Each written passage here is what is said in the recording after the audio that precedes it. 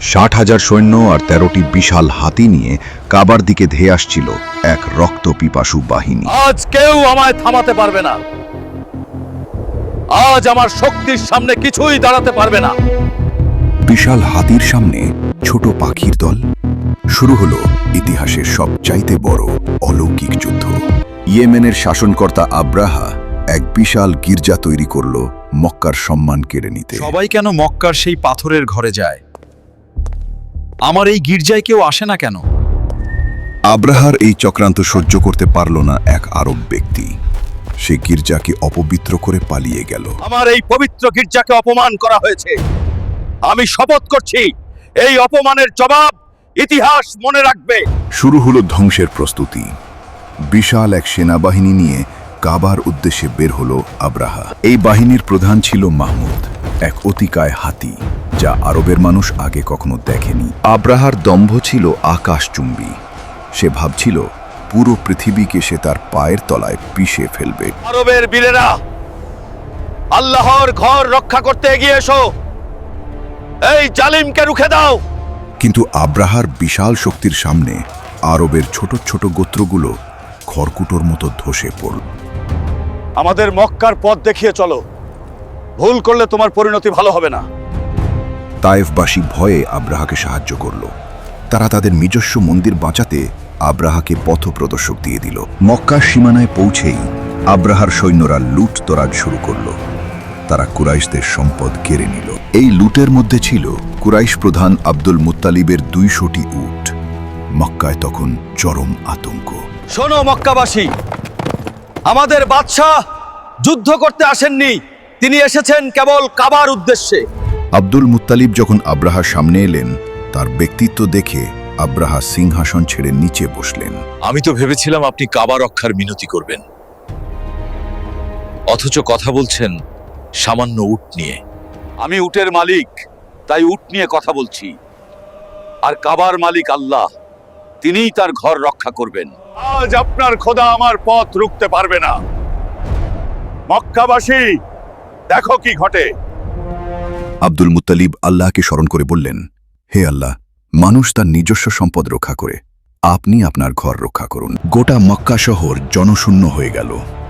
সবাই পাহাড়ে উঠে আল্লাহর কুদরত দেখার অপেক্ষায় রইল। এগিয়ে চলো।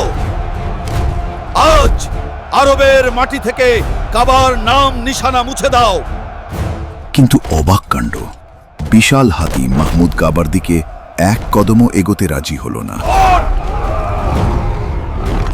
অভিশপ্ত জানোয়ার, মারতে মারতে চামড়া তুলে ফেলবো। সামনে চল। যতবার হাতিকে কাবার দিকে ফেরানো হয়, সে বসে পড়ে, কিন্তু উল্টো দিকে ফেরালে সে দৌড় দেয়। সবগুলো হাতিকে একসাথে করো। প্রয়োজনে ধাক্কা দিয়ে ওকে কাবার ওপর নিয়ে ফেলো। পাহাড়ের ওপর থেকে মক্কাবাসী দেখছিল তাদের পবিত্র ঘরের দিকে ধেয়ে আসা সেই দানবীয় বাহিনী। হে আল্লাহ, আজ আমাদের কোনো শক্তি নেই। আপনি ছাড়া এই ঘরের আর কোনো রক্ষক নেই। এক সামান্য পশু আমার আদেশ অমান্য করছে। ওর পায়ে শিকল বেঁধে টেনে হিচড়ে কাবার দিকে নাও। পুরো সেনাবাহিনী মিলে চেষ্টা করল মাহমুদকে নাড়াতে, কিন্তু সে যেন মাটির সাথে গেঁথে গিয়েছিল। এখনো অবাধ্যতা। আজ তোকে মেরেই ফেলবো যদি না তুই এক কদম সামনে বাড়াস। হাতিটি যেন চোখের সামনে এমন কিছু দেখছিল যা এই রক্তপিপাসু সৈন্যরা দেখতে পাচ্ছিল না। হাতি না চললে ঘোড়া নিয়ে যাও। আজ সূর্যাস্তের আগেই আমি ওই ঘর ভেঙে গুড়িয়ে দেব। অদৃশ্য এক দেওয়ালের ধাক্কা খেয়ে ঘোড়াগুলো পিছু হটতে লাগলো। আব্রাহার কোনো কৌশলই কাজে আসছিল না। মা, ওরা কি আমাদের ঘর ভেঙে দেবে? আব্দুল মুত্তালিব জানতেন এই নিস্তব্ধতা আসলে এক মহাপ্রলয়ের সংকেত। তিনি কেবল সময়ের অপেক্ষা করছিলেন। আব্রাহা বলল, জোরে আঘাত করো, প্রতিটি পাথর উপড়ে ফেলো। আমি দেখতে চাই ওদের খোদা কোথায়। কিন্তু মানুষের তৈরি কোনো অস্ত্র কাবার গায়ে আঁচড় কাটতে পারল না। দম্ভ আর অহংকার তখন চরমে। প্রকৃতি যেন হঠাৎ থমকে গেল। বাতাসের গতি পাল্টে গেল এক রহস্যময় নিস্তব্ধতায়। ওটা কি? কালো মেঘ? না, ওটা তো মেঘের মতো দ্রুত ধেয়ে আসা পাখির ঝাঁক। সমুদ্রের দিক থেকে ধেয়ে এলো হাজার হাজার আবাবিল পাখি। তাদের প্রত্যেকের মুখে আর নখে ছিল 3টি পাথর। আল্লাহর এই ক্ষুদ্র সৈন্যরা আজ বিশ্বের সবচাইতে শক্তিশালী সেনাবাহিনীর মুখোমুখি। পাখি, সামান্য পাখি দিয়ে আমায় ঠেকাবে? তীরন্দাজরা, ওদের গুলি করে নিচে নামাও। আকাশের মালিকের বিরুদ্ধে পৃথিবীর কোনো তীও আজ আর কাজ করবে না। শুরু হলো খোদাই গজব। ছোট একটি পাথর যখন আগুনের গোলার মতো ধেয়ে আসতে শুরু করলো। এ কি পাথর! লোহা ছিদ্র করে আমার শরীর পুড়িয়ে দিচ্ছে। ওরে পালা! আবাবিল পাখিরা এখন আব্রাহার বাহিনীর মাথার ওপরে। পালানোর কোনো পথ নেই। তলোয়ার বা তীর কোনোটাই চলল না।